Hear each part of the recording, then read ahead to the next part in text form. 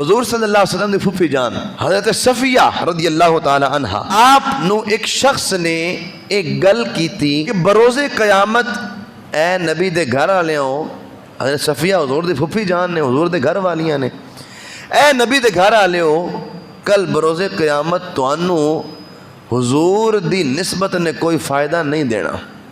ایک شخص نے حضرت صفیہ نو گل کی تھی کہ اے نبی دے گھر آلیو، توانو بروز قیامت حضور دی نسبت نے، حضور دے نسب نے فائدہ نہیں پہنچانا۔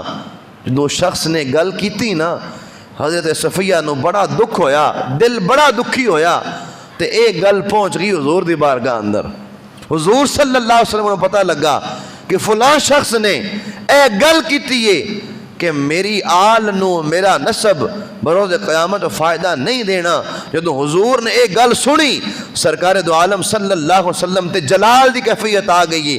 حضور صلی اللہ علیہ وسلم جلال والی کیفیت اندر آ گئے نے، اور حضور صلی اللہ علیہ وسلم نے فرمایا بلال انج کر، سارے لوگوں نے اکٹھا کر۔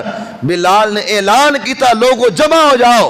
حضور نے یاد کیتا ہے، حضور سارے نو بلا رہے نے۔ جدو بلال دی ندا سن کے سارے جمع ہو گئے تو سنو سرکار نے کی فرمایا، اہل بیت دی شان دے حوالے دے نال اے حدیث بڑی بہترین حدیث ہے، سنو حضور نے کی فرمایا۔ حضور صلی اللہ علیہ وسلم نے فرمایا کی حال ہے انہاں لوگاں دا جڑے اے گمان کردے نے کہ بروز قیامت میرے اہل بیت نو میرا نسب فائدہ نہیں دینا۔ سرکار فرمائے کی حال ہے انہاں دا، کتنے بے وقوف انسان نے۔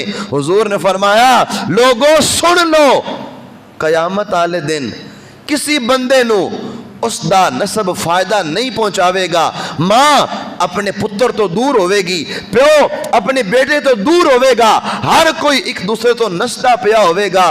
حضور فرمایا اے لوگوں قیامت والے دن کسی دا نسب فائدہ نہیں دینا، لیکن میرا نسب اتنی برکت والے کہ جیڑا میرا خونی رشتہ دار ہویا او بھی، تو جیڑا میرا سسرالی رشتہ دار ہویا او بھی، اے سارے او ہون گے جنہاں نو کل بروز قیامت اللہ میرے نال جوڑ دے گا، میرے نال اے جڑ جان گے، اور میرے نسب دے نال تعلق ہون دی وجہ تو اللہ میرے نسبی رشتہ دارانوں بھی بخش دے گا، تے اللہ میرے سسرالی رشتہ دارانوں بھی بخشش دا پروانہ عطا فرما دے گا۔